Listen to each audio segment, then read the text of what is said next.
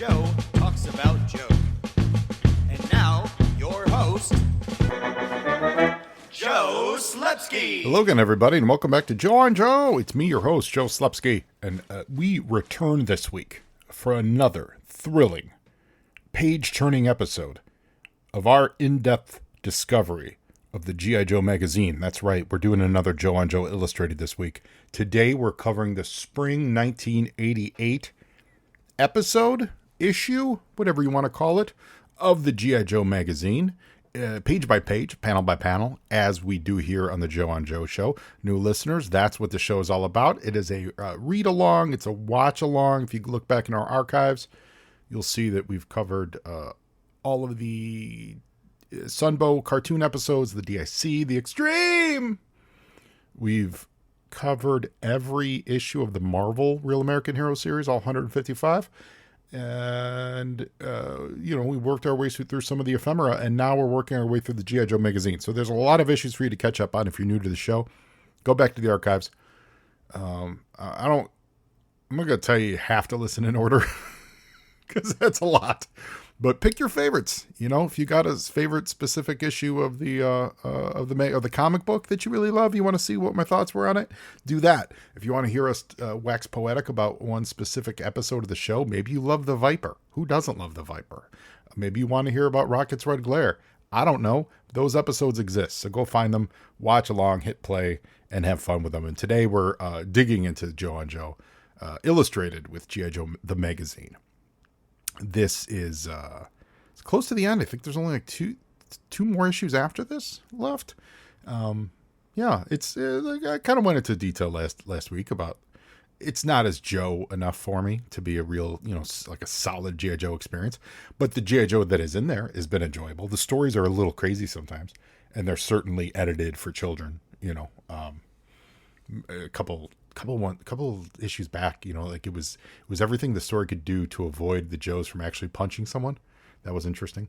But they're written by the R.L. Stine, the Goosebumps people. It's got the Stine imprint on it, so that's kind of exciting as well.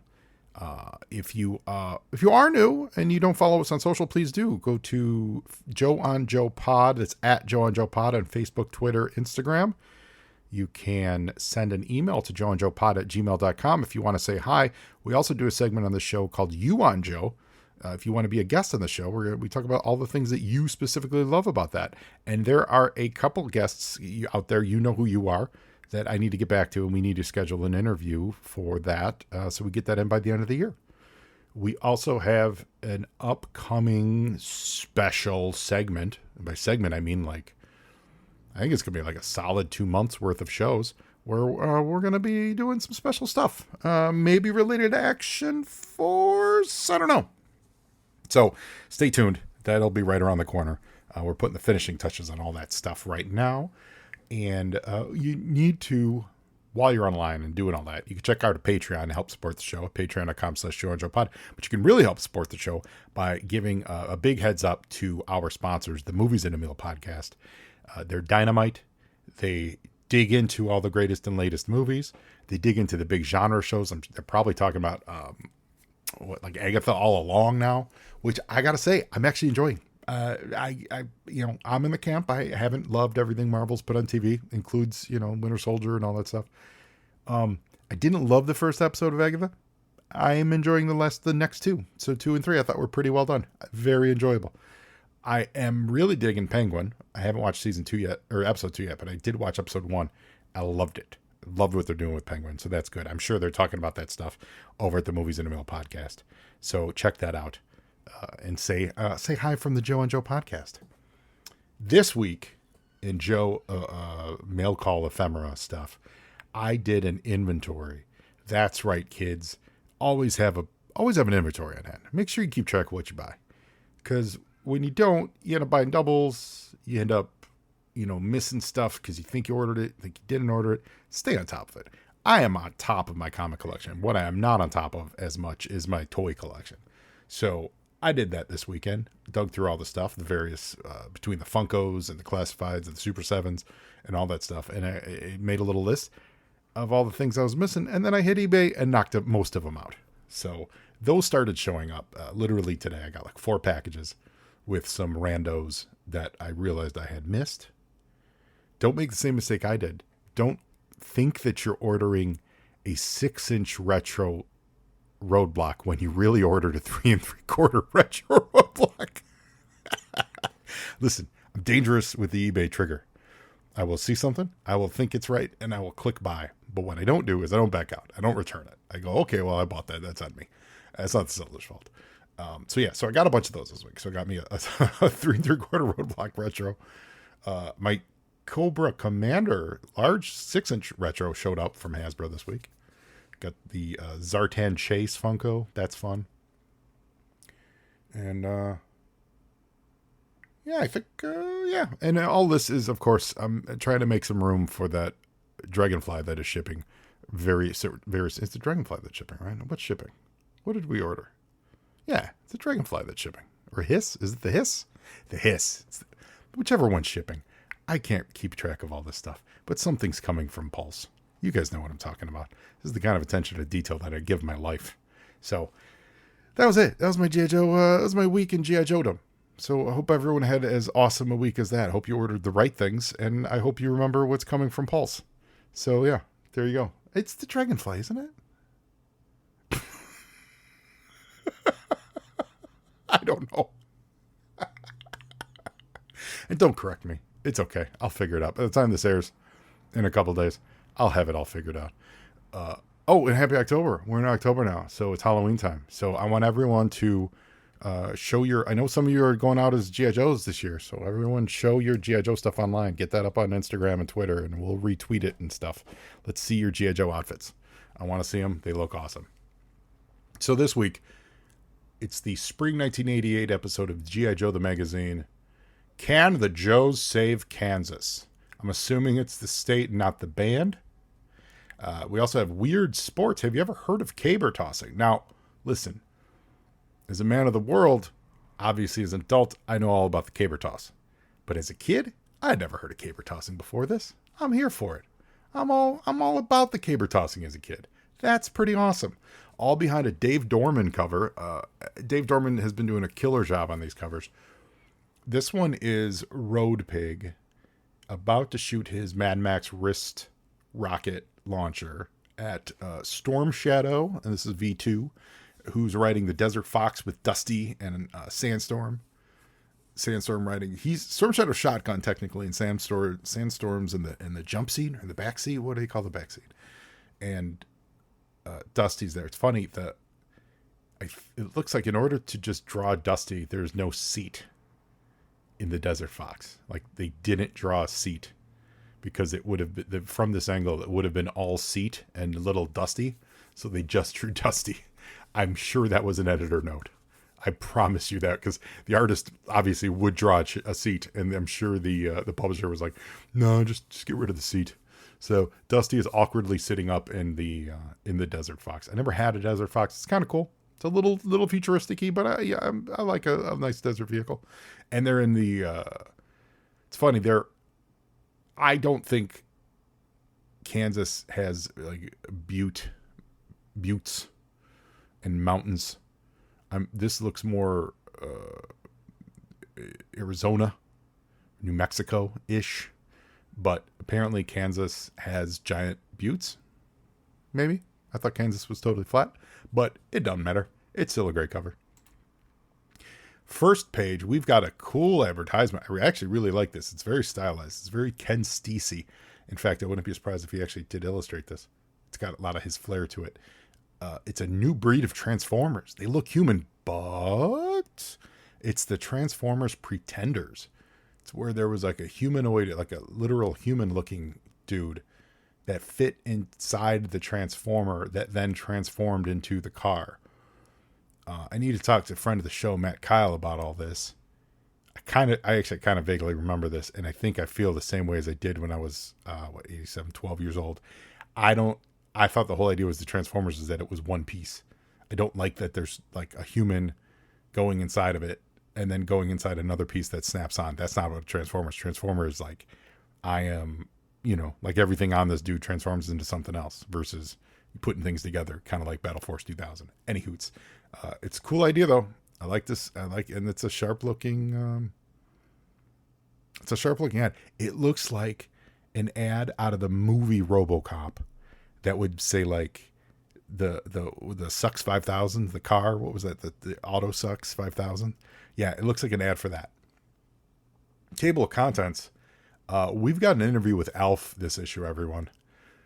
Hold your horses. Stop the presses. We're interviewing Alf. Speaking of cat eating, we're interviewing Alf this month. We've got more content on the space shuttle. Oh no! Oh, actually, I'm sorry. That's the space shuttle factors in today's adventure in Kansas. That's what it is. We got a G.I. Joe poster inside, which looks really good. Which actually is space shuttle. Weird sports. Got the sports talk departments, the regular actions, like the regular departments in action, code breakers, adventures with this month we get adventures with a deep sea diver. If that's not like guest interviewed by Wetsuit, this magazine has dropped the ball too many times for me then. This month, the 10 Hut, we are welcomed by Storm Shadow. Now, I don't know where you listeners fall. I like my Storm Shadow bad. I don't love my Storm Shadow as a good guy. Maybe as a conflicted bad guy. I'll absolutely give you a conflicted bad guy. But I don't like him just straight up as a member of the G.I. Joe team. I don't. Don't sign me up for that. So while he looks cool, the B2 looks great and all that stuff, I don't like that he's hosting the G.I. Joe magazine. Ohio Joe team, that means hello in Japanese. Welcome to another great issue of G.I. Joe the magazine. Welcome also to some new members of the Joe team who battle Cobra in Space Shuttle Spin Out. One great story in this issue. We also have a talk with the unusual alien Alf from the planet Melmac. I like that he's keeping up the kayfabe. Check out the in-action section to learn more about a great springtime activity, fishing. To learn more about fishing. That's okay. We also have adventures with a deep sea diver. And in the On Target, we talk about great new movies, futuristic solar-powered cars, speaking of future cars, and more life real American heroes. So enjoy your reading, my Joe team friends. Until next time, sayonara, yo Joe. Yeah, I like Storm Shadow, don't get me wrong. Yeah, you know, we've said this. We got a commercial for the Fruitosaurus Fun Fruits Dinosaurs Snacks with Archie, of Archie and Jughead, and Veronica or Betty? Betty. It's Betty. Blonde Betty. Mail call. Here we go. Man, people love drawing Big Boa. I think we had a Big Boa last month, too. Brian Maramag draws a Big Boa. Brian Williams, I'm assuming it's not the television Brian Williams, he draws a Nemesis Enforcer out of Grant, Ohio. There you go. Robert Newbold II from Toledo, Ohio. He gives us... is that one of Blaster? Looks like it's one of the Battle Force 2000 guys. I gotta be honest, I don't know who it is. And I believe it's the Persuader from Nathan Baldu. I'm also, by the way, reading this off the PDF online, which is really high-res and great, but my eyes aren't as great on the screen as they are in real life, because I don't have this issue. Letters from Matt Peterson out of Northridge, California. Hope Matt was okay in the big earthquake a few years later. Steven Silkowski out of Broadheadsville, Pennsylvania. That's a mouthful. Monte Wheeler from Augusta, Georgia. Ooh, Augusta, Georgia. I wonder if he went to... I'll bet you Monte went to the Joe Fest in Augusta. Shane Ward out of Caldwell, Ohio. And Jeremiah Bowen out of Ottumwa, Iowa. Oh, here we go. There's an ad for the G.I. Joe magazine that we are reading, but they say that if you order the magazine, you'll also get, with every subscription you give to a friend, you'll receive a pair of G.I. Joe official action sunglasses. So Snake Eyes' sunglasses. Well, it says just like Air Force fighter pilots wear, so I guess it's not very Snake Eyes. I was thinking like V1 Snake Eyes. So he's on the cover, but it's just some G.I. Joe branded sunglasses. Did anyone have them? Dan Dominic from Pittsburgh, Pennsylvania. He sends in some good words about Sergeant Slaughter. He doesn't like Cobra at all, though, so look out, Dan. Dan did not like Cobra. Weldon Gardner drew a Cobra commander in his battle armor from Virginia Beach, Virginia. Lieutenant Falcon gets illustrated by Chad Schreck out of Houston, Texas, Planet Houston. There's a great blowtorch from Stacy Wilson in Mooresville, Alabama. Like, it's a sassy blowtorch. If you can, you guys check this out. He's got his hands on his hip, his legs akimbo, and he's got his blowtorch in the air, and he's like, "Hey, everybody, I'm Blowtorch, and I'm here for it." Luis Aguiar from San Antonio, Texas, gives us a pretty good raptor with his Falcon. Joe Finney from Midland, Michigan, he writes directly to Gung Ho. And he says, "I wish I was as tough as you are. You're really cool. I have a question. What is under Cobra Commander's metal mask? I bet he is ugly." And Gung Ho responds with, "You've got great taste, Joe. And a great name. We don't know what's under his mask, but we'd sure like to find out. I bet he's ugly too." Signed, Gung Ho. I like that they're passing it along to the actual addressee.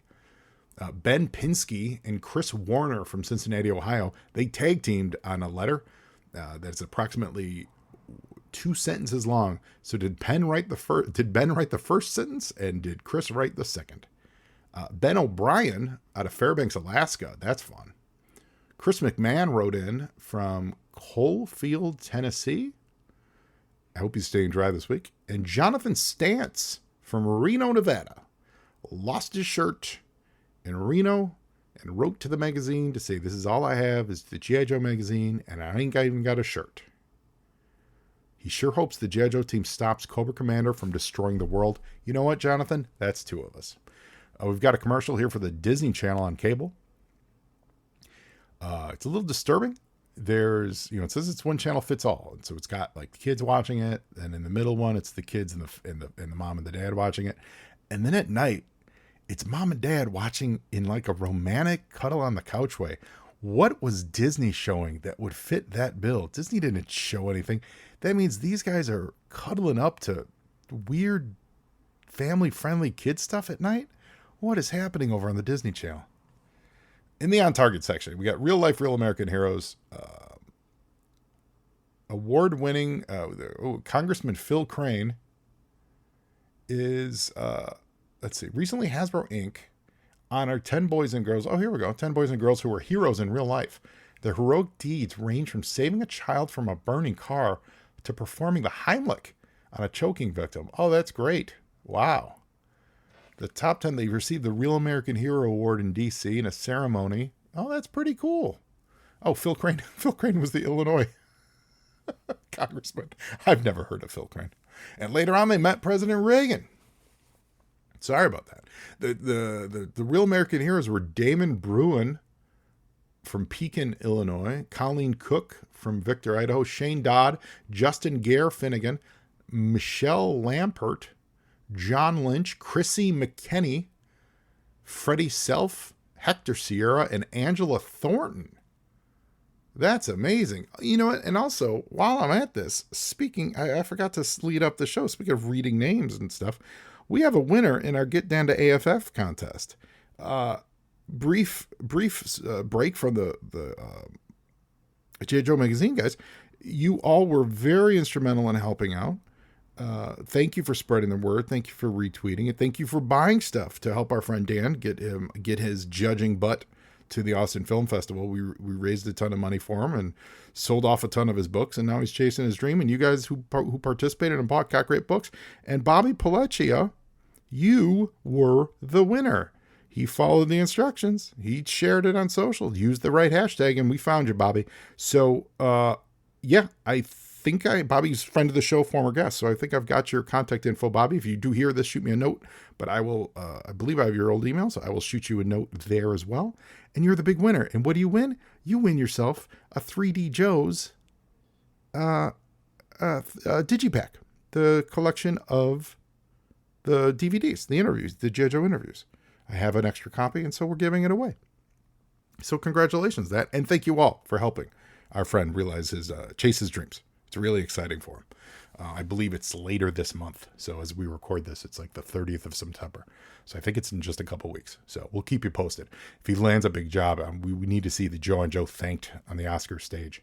So we got some great books. Back to the magazine. Some great books for spring. There's a book called Chicken Trek.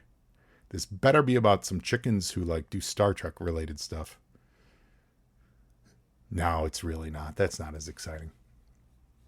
Now, got an article on the Twins winning the. Can they win the World Series again?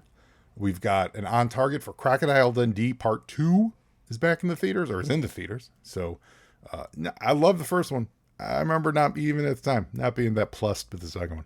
But the first one, amazing. We've got a solar car here.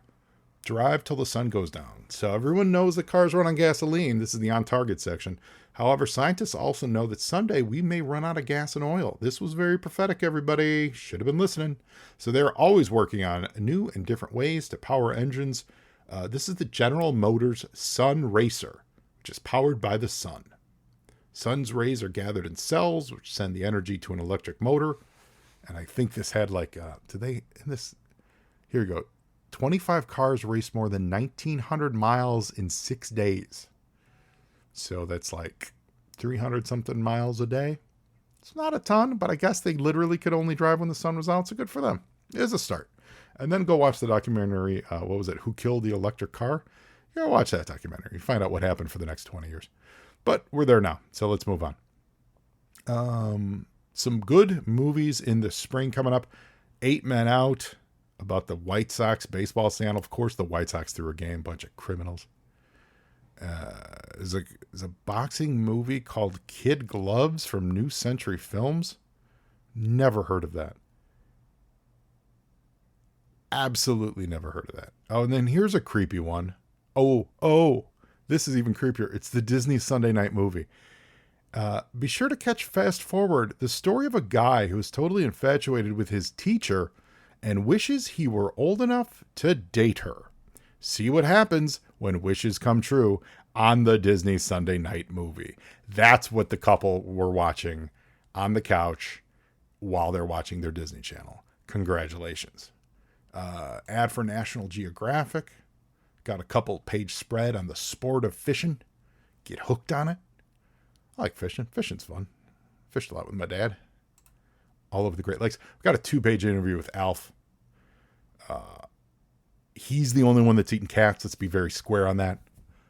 Let's be very clear on that. Alf is the only alien that eats cats. And that's the official stance of the Joe and Joe Show. It's funny that it's like a Q&A with him. So the magazine's like, is it safe to sit down? He's like, sure, let me turn off my electromagnometer. I'm trying to pick up HBO. Alf sounds a little bit like Rodney Dangerfield because I can't do an Alf voice. Oh, it's funny. It's just a bunch of one-liners. How do you compare yourself to other aliens we've met like Mr. Spock and Mork? Well, there's just no comparison to the real thing. Do you object to be calling alien? No problem. How do you think I describe you guys to my friends? Burp, burp, burp, burp, burp. And they've got some Alf facts in here. His real name, Gordon Shumway. I have a soft spot for Alf. Never watched the show. I did not like Alf when it was a show. I gotta be honest. Was not a fan. I've certainly seen many episodes. I never liked Alf. I love him as a pop culture oddity, and I absolutely celebrate it. But man, did I not watch that show. I couldn't wrap my head around it. Oh, it's a 3-pager. Look at this. Alf met the castaways from Gilligan's Island. Oh man, he also played the saxophone. Is there anything Alf couldn't do? I don't think there was. Weird sports here. We've got dog sled racing. That's not that weird, but it's neat. Dog sled racing is pretty neat. Caber tossing that caber. So this is where Scottish dudes hold a giant telephone pole and throw it as far as they can. It's the greatest. If you ever watched it, it's absolutely amazing. Elephant soccer. This is from India, and this is it's like polo, but with elephants and soccer balls. And then this was the era when curling was still considered like, oh, it's so weird. So there's an article on curling. Now we take it for granted, but it was articles like this that paved the way for us to accept curling in our hearts. Now we've got the space shuttle spin out. This is the story we're going to read in a second. And, some fun animations. This is a fun ad. It's, hey, Vern, it's the real deal. Know what I mean? It's the Ernest fan club, everybody. Hey Vern, it's the real deal. The Ernest P. Worrell International Fan Club. That's awesome. You get Ernest stickers, you get Ernest buttons, you get a Know What I Mean poster. There's a Hey Vern, Know What I Mean bumper sticker. Oh, this fan club has everything. Holy cow, $9. Although that does include postage and handling, but let's say $2 of that was postage and handling. So it's $7 to get all this stuff to promote Hey Vern, it's me, Ernest. That's amazing. Code breakers. Got yeah, see, this is what I'm talking about. Oh, wait. Oh no, these are Joe names. That's weird. It just says there's no list of characters to find in this puzzle, but here's a tip. Each of the 14 names are connected to another, either in the middle or on the ends. So you do need to find G.I. Joe names, but they're all connected. So they started you with a couple being Buckshot and Raptor. So from there, you had to build off and find, I guess, 12 more names. Know Your Joes and Foes, self-styled destructive force, barred from China shops, wild card. The Neat Kid Who Strikes Fast After Dark. That kid wrote Skidmark, and if that's true, shame on everyone for Skidmark. I mean, I know it's real, but shame on them for Skidmark. She Thinks Crocmaster Stinks, and why is Jinx the answer for that? I don't know. The answer to each clue rhymes with the capitalized words. That would be why. So the word stinks is capitalized, so that would be Jinx. Sometimes the right advice is to stay put. So right put. Right put. Lightfoot. There it is. A team player who goes the whole 9 yards without a fall. Yard fall. Hardball. There it is. Kudos to the warrior of samurai as Budo. Good flamethrowers are hard to foil, Charbroil. A successful mercenary his whole life, the best by far. So whole far. Voltar. There you go. Yeah, that's pretty Joe-centric, obviously. Ad for the Thundercats magazine. Got a little article with Deep Sea Diver. There it is. Oh, it's the Joe and Joe magazine. It's not Wetsuit. And they should have sent Wetsuit. Or Torpedo. Bring Torpedo out of retirement. And then we've got on the back, we've got Chips Ahoy ad. And then there's the inside is that great fold-out poster. And it's the space shuttle fight in space where the two Joes are in astronaut suits. I'm not sure exactly who they are, to be honest. Fighting two Cobras in their Cobra suits. The Defiance in the background. They're throwing punches. A lasers blast going on. This Earl Norm poster. It's really great. Lots of blues in it. So you could put that on your wall. And that's it. That's it for the exciting contents of it. And now we're going to get to the story. The space shuttle spin out. So I hope everyone's ready for that. All right. Here we go. Feathers fly as the Joes chase Cobra across Kansas. What do you mean we're too late? Said Hardball in disbelief. Well, I mean, Cobra's gone, Windmill said. And they took the MSS with them. The Joe team took the news hard, as if they were swallowing one of Hardball's grenades. That's awkward. Wait a minute, Charbroil said. We're standing in a top-secret space research lab. It's 2 miles underground in the middle of Kansas, and it has the latest security. How did Cobra do it? Don't know. They didn't stop to give interviews, Windmill said. It was a clean hit-and-run operation. I landed my chopper on the field just 5 minutes after we got the call, but Cobra had already gotten what they came for. Now they have the MSS, the only one in existence. MSS? Hey, that's just alphabet soup to me, said Muskrat. How about an explanation? Said the exposition question. The MSS is a super secret, one-of-a-kind mini space shuttle, Skidmark said. Skidmark. Ever since grade school, Skidmark had been a guy who always did his homework. The little 2-passenger space shuttle is so mobile it can practically launch from a taxi cab, and it's got a new fuel system. They call it the Camel because it never seems to run dry. Price tag, $100 million. Muskrat shook his head and whistled. Security says the snakes lifted the MSS into an 18-wheeler truck and drove off, Windmill said. So let's go. They can't be too far ahead of us. I should be able to spot the truck from the air. I'll radio its position to you. Right, Wildcard said. They've got a head start, but we won't have any trouble catching up with them. Especially the way you and Skidmark drive, laughed Muskrat. The team took the elevator out of the underground research lab and sprang into action. Windmill jumped into his stop rotor helicopter to direct the mission from the sky. Charborough picked up all of his flamethrowing equipment and climbed into Skidmark's six-wheel drive armored vehicle. At the same time, Buckshot and Hardball climbed into the Wildcard's Mean Dog. It was a cross between an armored recon vehicle and a wrecking ball. Within seconds, all 6 members of the Joe team were in motion, speeding across the Kansas landscape from the sky. Windmill thought the farmland looked like a giant puzzle. Its rectangular pieces were yellow cornfields and green bean fields of plowed brown dirt. He could also see Skidmark and Wildcard's vehicles bouncing and roaring across the fields. There were several tractor-trailers on the road, but it didn't take Windmill long to spot Cobra's 18-wheel rig. It was the only truck within miles that had 10 armored escorts leading the way. A voice called through Windmill's radio. "How about a traffic report?" Skidmark asked. Windmill used his telemetry computer to tell the ground team exactly where to intercept the Cobra convoy. It turned out to be right in front of a chicken farm. Within minutes, Skidmark and Wildcard had a roadblock in place. They parked their vehicles across the road in front of the chicken farm.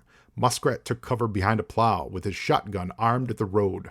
Hardball lay behind a feeding trough with his grenade launcher ready, and Charborough hid in a cornfield, all set to attack from the rear.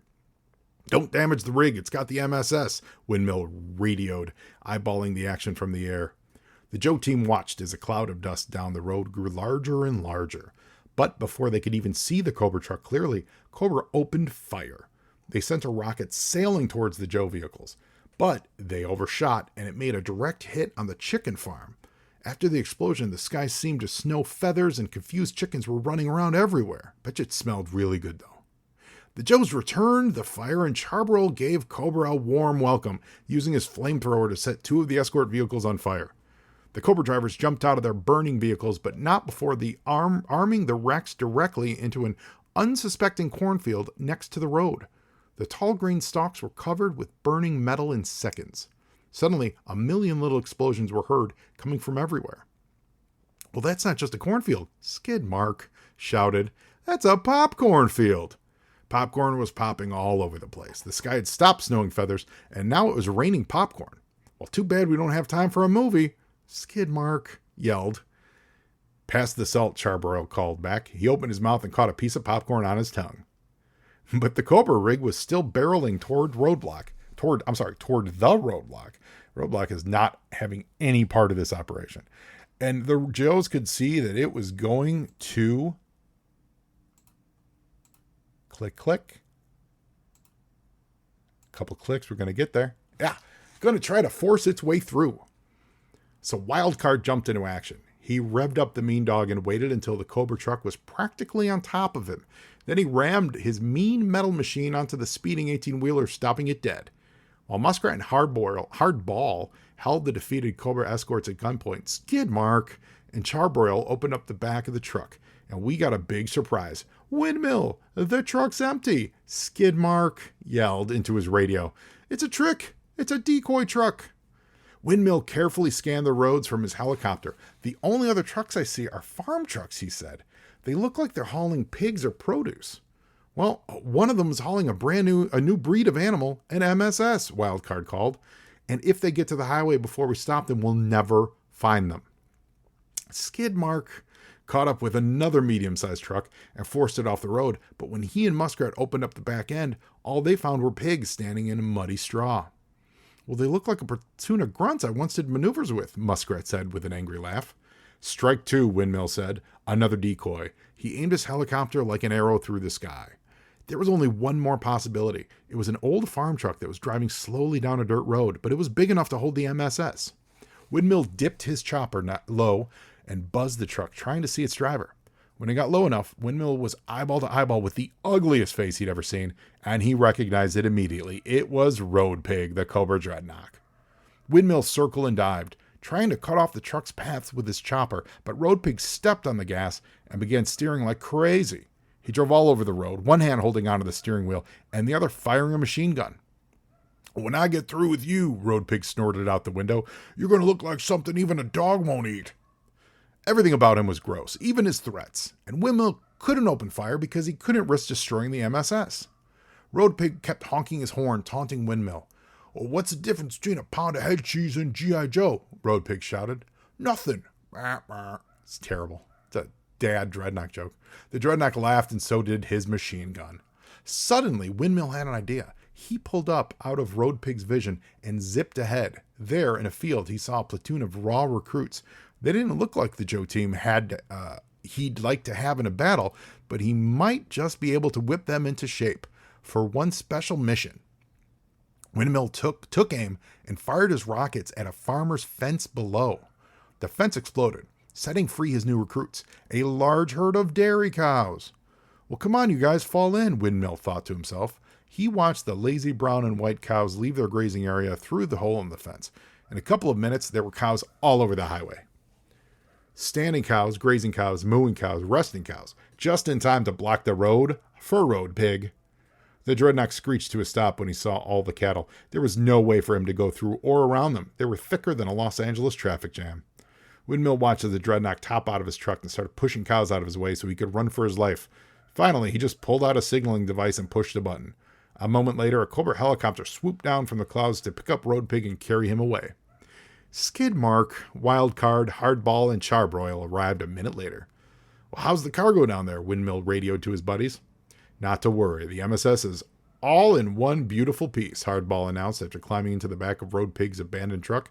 Cobra came up empty-handed. Well, that's because they started empty-headed, Charbroil said. Ha ha. Good work, guys, Windmill said. Well, we got the MSS back all right, but they gave us a pretty good scare this time. Skidmark said, rubbing dust off of his boot. Give us a scare, Muskrat laughed. That's nothing. After looking at Road Pig, I bet those cows will give nothing but sour milk for a month. Boom, boom, boom. I love that Road Pig was stopped by a roadblock in the road. Like, that's great. I'm a fan for that. I recognize that the Steins aren't responsible for naming Skidmark. But that stands as, yes, the worst Joe name ever of all time. But it's fun. It's funny. As I was reading that, my thought was, the whole point of that MSS was that it was super small and could launch off a car. Why would they need it in a big 18-wheeler? And turns out they didn't.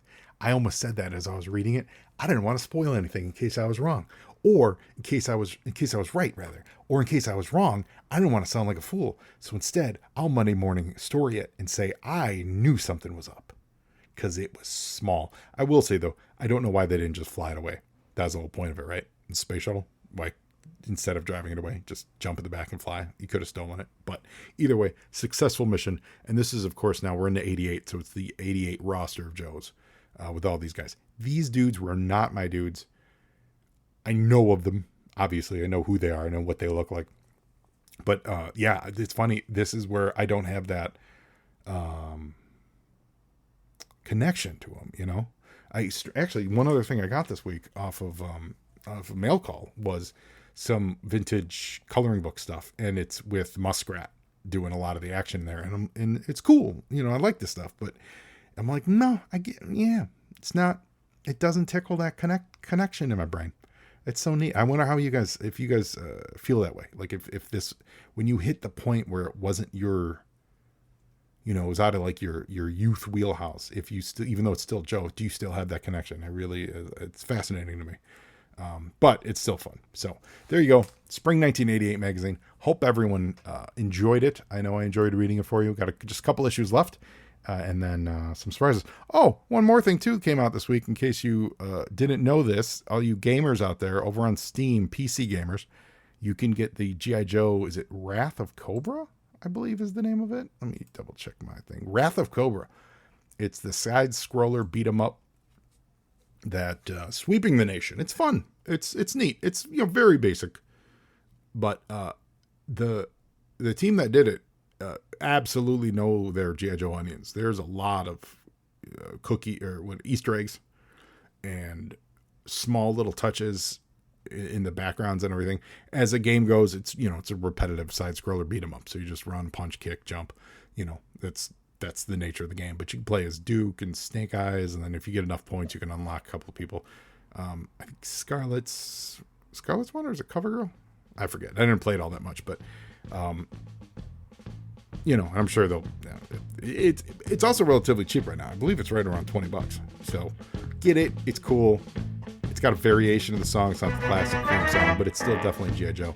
And you fight in and amongst all kinds of different Cobra bases and various vehicles and stuff. So Easter eggs abound. I think I might not stream it per se to my Twitch channel, but I might record some of the videos and maybe host it on the Joe YouTube channel. So look for that. And now you Joe. And Joeing is half the battle.